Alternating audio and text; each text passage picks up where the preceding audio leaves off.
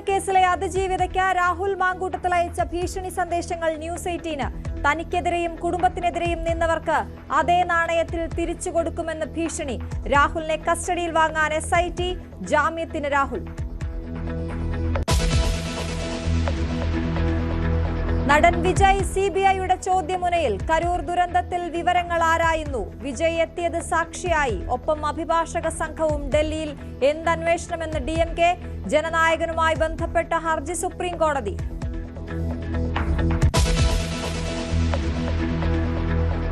PSLV C-62 വിക്ഷേപണം പരാജയം. മൂന്നാം ഘട്ടത്തിൽ സഞ്ചാരപാത വ്യതിചലിച്ചു.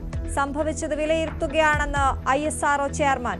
തിരിച്ചടി ലോഞ്ചിംഗ് പാഡ് 1-ൽ നിന്ന് വിജയകരമായി കുതിച്ചുയർന്നതിന് പിന്നാലെ.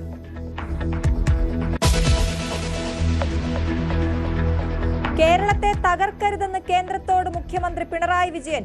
അനർഹമായ ഒന്നും കേരളം ആവശ്യപ്പെടുന്നില്ലെന്നും മുഖ്യമന്ത്രി. തിരുവനന്തപുരത്ത് LDFന്റെ കേന്ദ്രവിരുദ്ധ സമരം.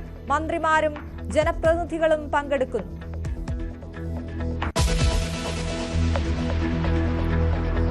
ഇറാനിൽ മരണം 500 കടന്നു. പ്രക്ഷോഭം കൂടുതൽ മേഖലകളിലേക്ക്. ഇടപെടുമെന്ന് ആവർത്തിച്ച് ട്രംപ്.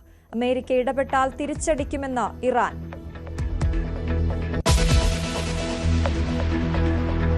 വന്ദേ ഭാരത് സ്ലീപ്പർ ട്രെയിനുകളുടെ നിരക്ക് പ്രഖ്യാപിച്ച് റെയിൽവേ. തേർഡ് ACക്ക് കുറഞ്ഞ നിരക്ക് 960 രൂപയും GSTയും.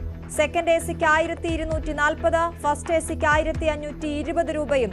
RACയും വെയിറ്റിംഗ് ലിസ്റ്റും ഇല്ല.